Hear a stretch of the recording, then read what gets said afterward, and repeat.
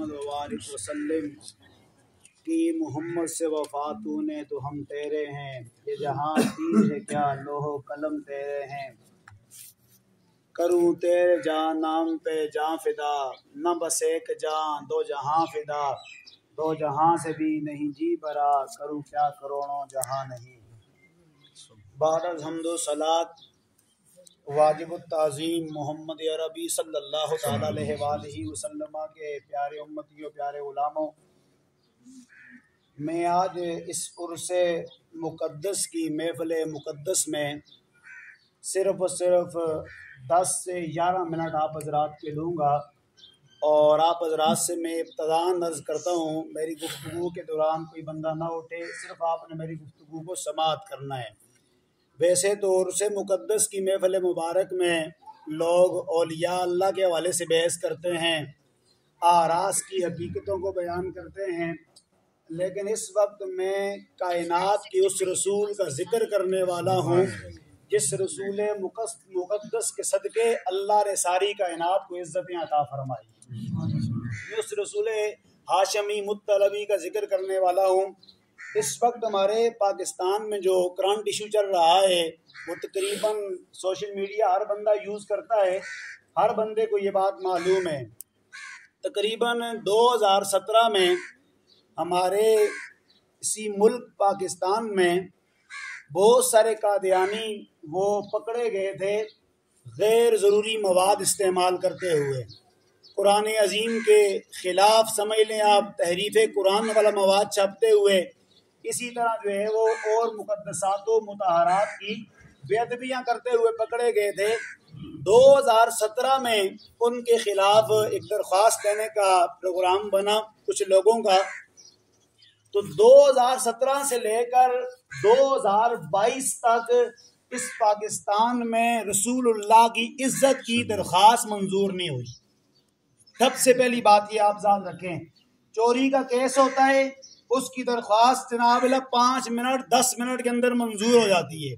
अगर डाके का केस हो, किसी और तरह का कोई भी केस हो, इस पाकिस्तान में लाफ्ता पाकिस्तान के तहत उस दरख्वास्त को मंजूर कर लिया जाता है और मुजरिमों को सजा देने की कोशिश की जाती है जहां तक मुमकिन हो।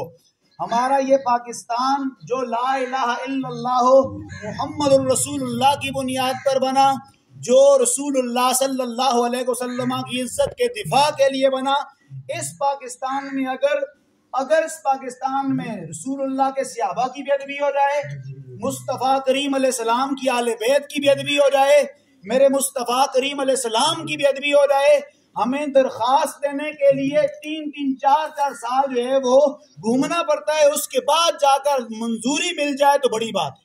ये हमारा पाकिस्तान की इस वक्त ये हालत चल रही है। और इस वक्त में जो आपको इशू आपके सामने बयान करना चाहता हूँ, खैर 2022 में या 21 में वो दरख्वास्त फिर मंजूर हो गई, करते कराते वो केस फिर सुप्रीम कोर्ट में चला गया। सुप्रीम कोर्ट में कुछ कादियानियों ने, ये मैं आपको सिर्फ थोड़ी सी हकीकत समझाना चाहता हूँ, कुछ कादियानियों ने वहां जाकर एक शख्स के बारे में जिसका नाम था मुबारक, तो उस मुबारक सानी, उसके हवाले से ये मतलब जो है वो दरख्वास्त दी कि ये बंदा बेकसूर है, इसका कोई कसूर नहीं। ये दरख्वास्त दी, उन्होंने सिर्फ रिलीफ मांगा उस बंदे के बारे में। आप देखें अभी हमारे पाकिस्तान के चीफ जस्टिस साहब जो ईसा फायज साहब हैं, उन्होंने जो फैसला लिखा उसके हवाले से फैसला आपने ये लिखा कि कादियानियों पर 1974 के अंदर 1973 के अंदर जो आईने पाकिस्तान में बाकायदा तौर पर पाबंदियां लगाई गई थी, ये अपनी किताबों को नहीं छाप सकते, अपना लिटरेचर तकसीम नहीं कर सकते, ये अपनी इबादतगाह अलग से मस्जिद के नाम से नहीं बना सकते, ये अपना मदरसे के नाम से नहीं बना सकते। जस्टिस साहब का कहना यह है कि भैया इनको सारी की सारी पाबंदियों की जो पाबंदियां लगाई थी, उन सारी पाबंदियों को रिलीफ दे दी जाए। ये उन्होंने मतलब फैसला लिखा। फिर उलमा ने उनको जबरदस्ती की, जोर किया, फिर उन्होंने मतलब सुप्रीम कोर्ट में उलमा को ये 29 मई को बुलाया। 29 को उलमा वहां पर गए, वहां पर जाकर उलमा ने बाकायदा उनका जो फैसला किया हुआ था उस फैसले के खद्दो हाल बयान किए।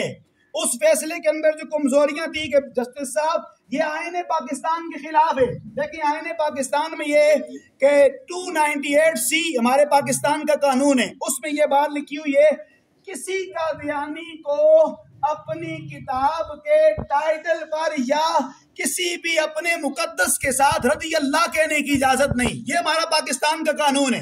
मैं 298C आपको सुना रहा हूं और उसमें आगे सजा ये बयान हुई है कि जो बंदा ऐसे कादियानी करेगा उसको 3 साल तक की सजा मिलेगी और भारी जुर्माना उस बंदे को उठाना पड़ेगा। ये वो अब जस्टिस साहब ने जो फैसला किया और जिस किताब का उन्होंने नाम नॉमिनेट किया कि यार इस किताब को छापने की इजाजत दी जाए, उसका नाम है तफसीर सगीर। उस तफसीर सगीर का आप टाइटल फ्रंट पे पेज देखें, उस टाइटल के ऊपर लिखा हुआ है मिर्जा बशीर रज़ी अल्लाह तआला अन्हु।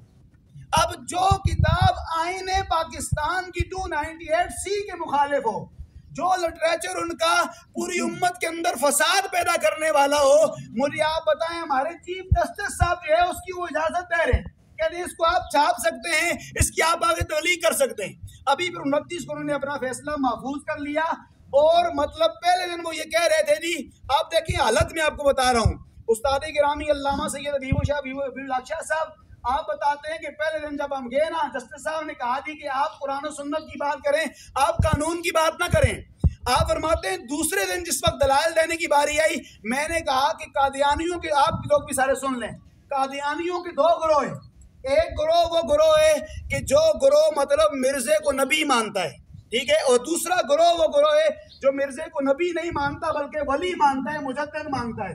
आपने फरमाया आईने पाकिस्तान में ये बात मौजूद है कि लाहौरी गिरोह या दूसरा गिरोह जो है वो अपनी किसी भी मामले को इस्लाम का नाम देकर नहीं कर सकता, कुर्बानी की इजाजत नहीं उन्हें, इसी तरह जो है उनको मस्जिद बनाने की इजाजत नहीं, मदरसा बनाने की इजाजत नहीं है। जब ये बात कही तो जस्टिस साहब आगे से कहते हैं शाह साहब ये आईने पाकिस्तान में है। जस्टिस हमारा पूछ रहा है उनसे कि ये आईने पाकिस्तान में है और साथ कह रहा है कि लाहौरी ग्रुप से और दूसरे ग्रुप से मुराद क्या है। जस्टिस साहब उनको इजाजतें भी दे रहे हैं और आईने पाकिस्तान की शिकों का नहीं पता कि बाबा लाहौरी ग्रुप से और दूसरे ग्रुप से मुराद क्या है।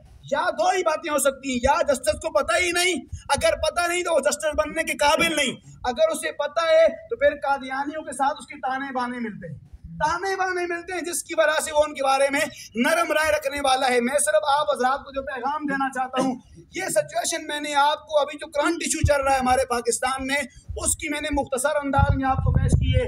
ए मेरे मुस्तफ़ा करीम की उम्मतियों, जो मैं पैगाम देना चाहता हूँ, अगर इस मामले को अभी सुप्रीम कोर्ट में से अल्लाह ना करे अगर फैसला आ जाता है, बल्कि उसके बाद जो है ना गालिबन पता नहीं आखिरी फैसला हाई कोर्ट का होता है या सुप्रीम कोर्ट का पता नहीं, तो किसी एक का होता है, उस मतलब कोर्ट में ये फैसला पहुंच चुका है, अगर वहां से जस्टिस ईसा के फैसले को मंजूरी दे दी गई, जो 1974 के अंदर हजारों लोगों ने रसूलुल्लाह की खत्म नबूवत के लिए पाकिस्तान के आइन के अंदर शिकें शामिल करने के लिए जो कुर्बानियां दी, वो सारी कुर्बानियां रायगां चली जाएंगी, वो सारी कुर्बानियां। और उसके बाद तो मजीद आप अपील भी दायर नहीं कर सकते भाई।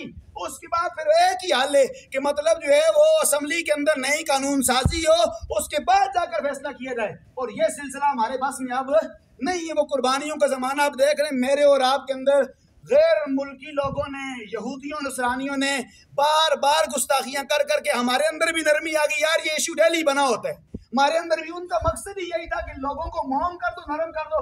अब ये सिलसिला हो चुका है, लिहाजा इस वक्त मेरी और आपकी शरई जिम्मेदारी ये है, अगर हमने अभी जिम्मेदारी ना निभाई तो खुदा की कसम आइंदा आने वाली नस्लों को हम कादियानी होने से नहीं बचा सकते। मैं सिर्फ एक जुमला कहना चाहता हूँ, यहाँ पर मेरे पास ही मोबाइल में रखी हुई है दर्जनों बातें। मिर्जा गुलाम अहमद कादियानी खाली रसूलुल्लाह का बेअदब नहीं है, और इसने अपनी किताब के अंदर लिखा नाऊज़ बिल्लाह मिन ज़ालिका अस्तग़फिरुल्लाह अज़ीम, इसने लिखा है अपनी किताब, इसकी किताब का नाम है वही इल्हामात, इसकी किताब का नाम है, उसके अंदर इसने लिखा नाऊज़ बिल्लाह मिन ज़ालिका, इसने लिखा कि मैंने अल्लाह को ख्वाब में देखा, अल्लाह ने कहा अंत मिन्नी बिमंज़िलति वलदी, कहा कि ए मिर्जा तुझे तो मैंने अपना बेटा बनाया हुआ है, और खुदा का बेटा, ये इसको इल्हाम हुआ है। अभी मैं घर में खड़ा हूं, मैं कुछ बातें आपको सुना नहीं सकता, खुदा की कसम इसकी किताबों में लिखा हुआ है। हजरत अबू बकर उमर जिनसे हमारी मोहब्बतों का मरकज है जो लोग, उनके बारे में लिखा हुआ है अस्तगफिरुल्लाह, अबू बकर उमर तो मिर्जा की जूतियां खोलने के काबिल नहीं है। हमारे जस्टिस साहब जो है इसकी इजाजत दे रहे हैं।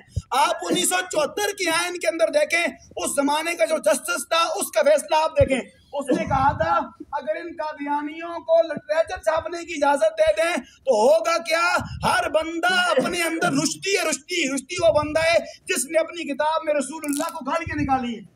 इन लोगों ने हुजूर अलैहि सलाम को गालियां निकाली। ठीक है, इस वास्ते जो है ना, इस तरह की किताबों को अब ये मतलब लिटरेचर को शाया करने का प्रोग्राम बना रहे हैं। हम दुआ करते हैं कि अल्लाह हमारे जस्टिस को हिदायत नसीब फरमाए।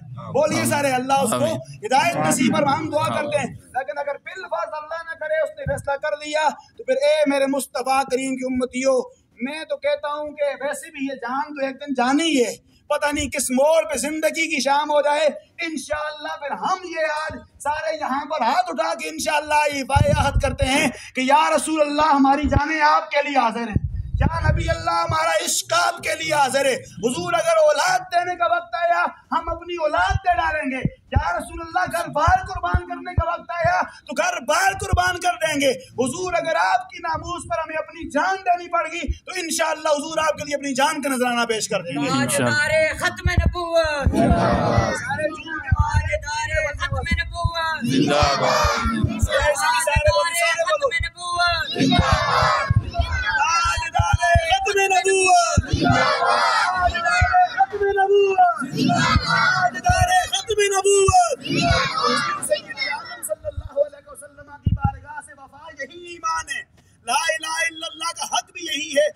इस वास्ते अभी मैं जो गुजारिश करना चाहता हूँ, आखिरी गुजारिश है जवानों, जो लोग सोशल मीडिया यूज करते हो, आप हजरात का काम है, सोशल मीडिया का जो सिलसिला होता है ये पूरा असर रखता है। ठीक है, आप हजरात अपने, क्योंकि फेसबुक भी आप लोग इस्तेमाल करते हो, व्हाट्सएप आप लोग इस्तेमाल करते हो, आप लोगों का ये काम बनता है आप लोग गालियां ना निकालें। मैं गालियों किसी को इजाजत नहीं, खुद भी नहीं निकालता, इजाजत भी नहीं देता। आप हजरात जो है अपनी सोशल मीडिया पर इतना पैगाम तो जस्टिस साहब को दे सकते हैं। जस्टिस साहब मेहरबानी फरमाए, हम आपसे नहीं कहते कुरान और सुन्नत के मुताबिक फैसला करें, हम कहते हैं आईने पाकिस्तान के मुताबिक फैसला कर दें। जो आपका आइन पाकिस्तान का आइन है उसके मुताबिक आप फैसला कर दें। और इंशाअल्लाह अज़्ज़ा व जल्ला उम्मीद है क़यामत के रोज़ अल्लाह हमारी इस हाज़िरी को अपने दरबार में कबूल फरमाएगा और हम सब की बख्शिश का ज़रिया होगा। व आखिर दावाना अनिल हम्दुलिल्लाहि रब्बिल आलमीन।